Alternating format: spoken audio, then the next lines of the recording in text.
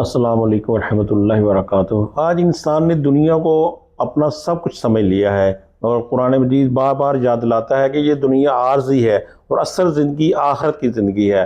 اللہ تعالیٰ اپنی لارائب کتاب میں فرماتے ہیں، اور بے شک آخرت کا گھر ہی اصل زندگی ہے، کاش لوگ جانتے ہوتے۔ یہ سورہ عنکبوت کی آیت نمبر 64 کا میں نے حوالہ دیا ہے۔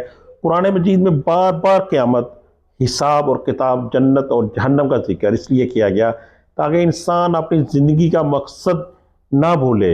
رسول اللہ صلی اللہ علیہ وسلم نے فرمایا، عقل مند وہ ہے جو اپنے نفس کا محاسبہ کرے اور موت کے بعد کی زندگی کے لیے اپنے عمل کرے۔ یہ سنن ترمذی میں ہے۔ آج ہم دنیا کے امتحانات کی تیاری تو کرتے ہیں، مگر آخرت کے امتحان کو بھول جاتے ہیں۔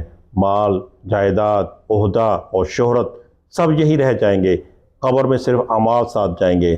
اللہ تعالیٰ اپنی لارائب کتاب میں ایک اور جگہ فرماتے ہیں، جو ذرہ برابر نیکی کرے گا وہ اسے بھی دیکھ لے گا، اور جو ذرہ برابر برائی کرے گا وہ اسے بھی دیکھ لے گا۔ یہ سورہ الزلزال آیت نمبر 7 اور 8 کا میں نے آپ کو حوالہ دیا ہے۔ ہمیں چاہیے کہ توبہ کریں، نمازوں کی پابندی کریں، حقوق العباد ادا کریں، قرآن سے تعلق مضبوط کریں، اور ہر عمل سے پہلے یہ سوچیں کہ قیامت کے دن اللہ تعالیٰ کو کیا جواب دیں گے۔ اللہ تعالیٰ ہمیں آخرت کی تیاری کرنے، نیک اعمال کی توفیق عطا فرمائے اور خاتمہ ایمان پر نصیب فرمائے۔